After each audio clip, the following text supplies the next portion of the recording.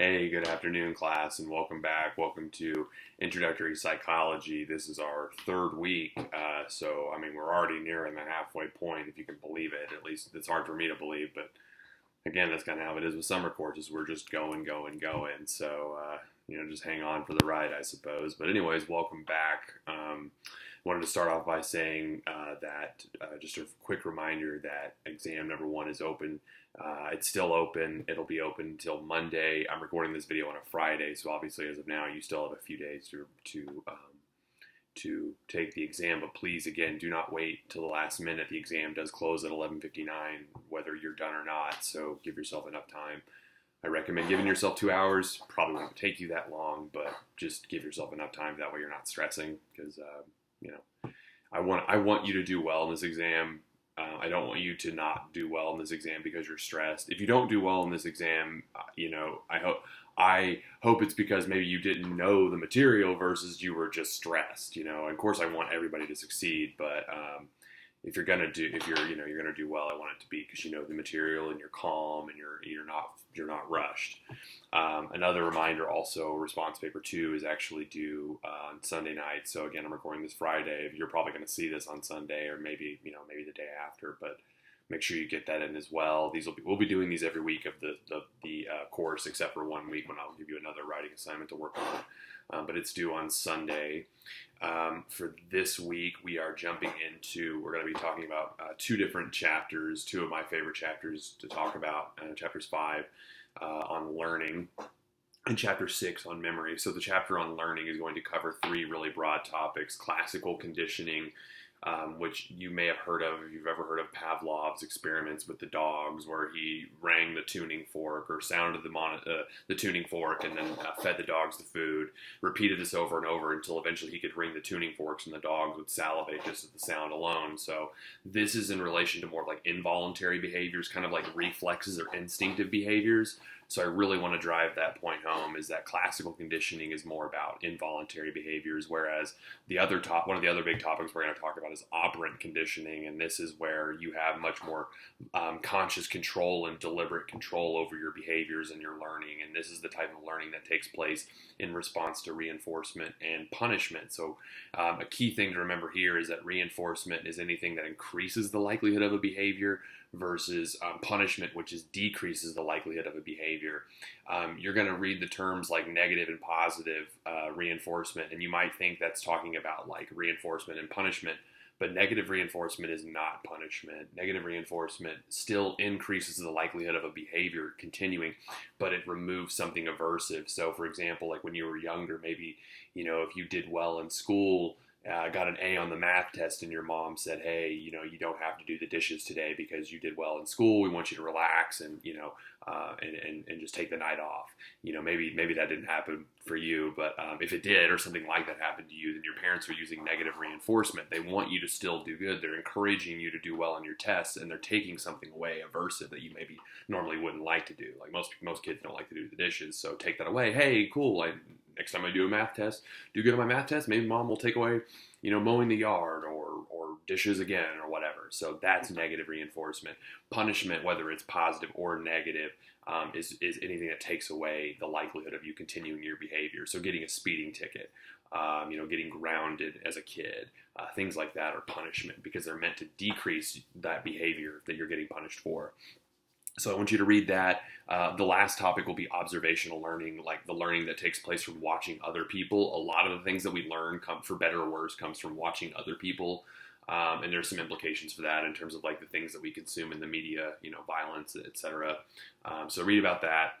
Chapter 6 is on memory, and this is a really awesome topic. I think one of the most awesome topics that we talk about, because really it's kind of teaching, I think it teaches us the limitations of our own cognitive functioning, that like we have a really good memory, but our memory is still very flawed and subject to error. In fact, it changes over time. It changes under different conditions. It changes under different moods and mindsets.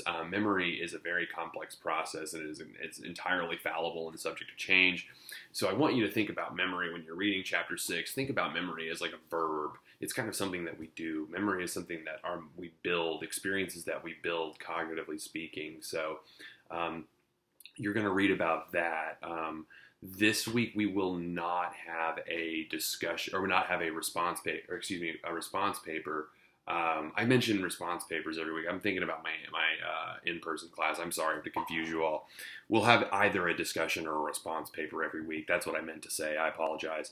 But we will have a discussion post this week. I'm sorry. That's what I meant to say. Discussion post this week that will cover, or is it a response paper? No, I'm sorry. I'm mixing up my classes. Geez, I'm sorry to confuse you folks. We will have a discussion post. I believe it's already up and active. Yeah, it's on learning. The problems when you have more than one class that are very similar. Sorry about that. As you all may have known from week one.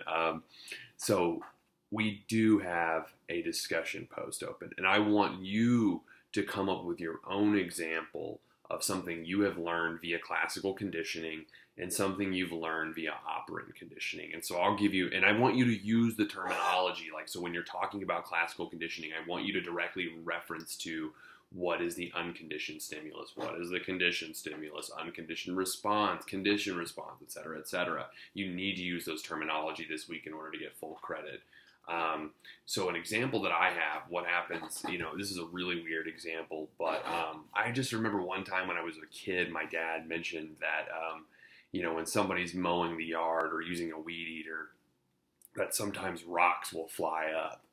And ever since he told me that as a kid, anytime I walk by, and sometimes even if I drive by somebody cutting their yard, I get this weird feeling of like something is going to come flying out and hit me, and I kind of naturally turn my head, or maybe sometimes I'll even literally like kind of move my head or cover my face, if I'm really close, because it just made me nervous. And so anytime I made that association between the potential of a rock, and it's never happened to me. It's never happened to me. I've never seen it happen to anyone before in their life.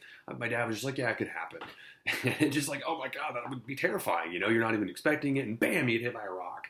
So like the unconditioned stimulus and the unconditioned response are like, if you think a rock is coming at you, or you're afraid of a rock coming at you, you move your head. That's a natural reaction. If you think something's coming at you, you're going to move your head, in most cases, unless you don't see it coming at all. If you're just standing there and you're oblivious, or if you think it's coming, you're like, you duck. But I came to associate that. I had a neutral stimulus of the lawnmower or the weed whacker. That by itself is fine. But now all of a sudden that fear, that potential got put together, and now it's a conditioned response. It's a conditioned stimulus where I see that, and it makes me just a little bit nervous. Just like, I just notice it's not even bad anymore, but I just notice that I still feel it physiologically, and it's like, how do I do that? So that's an example of classical conditioning. I want you to think of something like that. And then I also want you to come up with an example of something you've learned via operant conditioning. So much of what we are shaped by is operant conditioning, be it rewards and punishment. So like maybe, you have learned to do better at your job based on certain like promotions that you've earned. Maybe you learned new skills at your job so you could earn a promotion, for example. Before I hurt my back, I used to run competitively, not competitively in the sense that I was trying to win, but I would run in actual races that were measured and calculated and things like that. So, and I was very much motivated, obviously, by self to run, but I was also motivated by the idea of winning, or not winning, but getting a medal at the end and getting some kind of like, congratulations, hey, you just ran this race. That always made me feel good. That was positive reinforcement for me to keep running. It just made me feel good every race, and every time I did better, or finished a longer race, it just made me feel good. And then having that validation that somebody's saying, hey, good job, and here's a medal, and here's a free beer, or free this or that, or whatever you get for winning a race or running a race. So that would be my example of operant conditioning. So I want you to think of examples like that.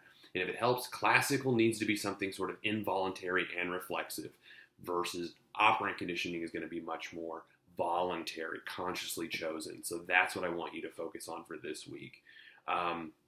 So that's the discussion. You need to get your initial post in by Wednesday, and your 2 peer responses. They need to be responses to another person's posts. If someone comments on your post and you comment back, that doesn't count. I do want to see that interaction, but it doesn't count for your points. It's just common courtesy if someone asks you a question or reaches out to you, and you should reach out back. But that doesn't count as your peer responses. Make sure those peer responses are on. I want to know that you're actually reading somebody else's post and you're trying to make connections there. So that's what I'm grading you on. So that's really it. Be on the lookout. I'm going to post another exam here pretty soon. We have an exam about every other week. So week 4, we will have another exam. Just be aware of that. And of course, I'll give you a heads up when that's open and all that. But just be aware that's on the horizon. So that's about it for week number 3. Please respond to this video. Shoot me an email if you have any questions, any concerns, anything like that. I'll be glad to help. Otherwise, I'll talk to you all soon. Take care.